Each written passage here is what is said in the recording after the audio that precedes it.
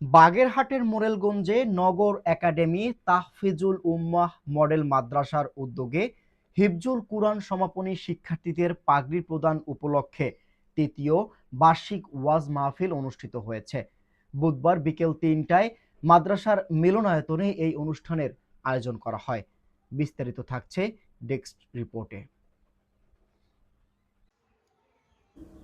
মোরেলগঞ্জ পৌরসভার KG school রোডস্থ Morelganj নগর academy তাহফিজুল উম্মাহ model মাদ্রাসা দীর্ঘ ৬ বছর ধরে সুনামের সাথে পরিচালিত হয়ে আসছে।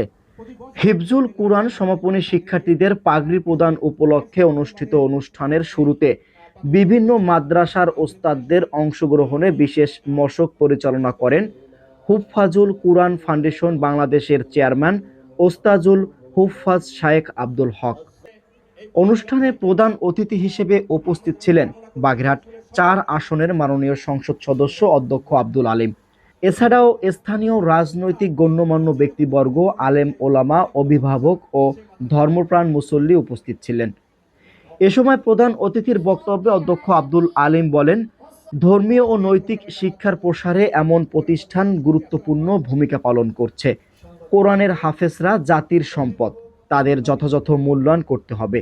বিকাল ৪টায় অত্র প্রতিষ্ঠানের ১৬ জন শিক্ষার্থীকে নতুন সবক প্রদান করা হয়। আসর নামাজের পর পবিত্র কোরআনের হিফজ সম্পূর্ণকারী ৯ জন হাফেজ শিক্ষার্থীকে আনুষ্ঠানিকভাবে পাগড়ি পরিয়ে সম্মাননা প্রদান করা হয়। এ সময় বক্তারা বলেন, কোরআনের শিক্ষায় আলোকিত প্রজন্ম গঠনে এমন প্রতিষ্ঠান গুরুত্বপূর্ণ ভূমিকা পালন করছে। ধর্মীয় শিক্ষার পাশাপাশি নৈতিকতা ও আদর্শিক মানুষ তৈরিতে মাদ্রাসাটির অবদান প্রশংসনীয়।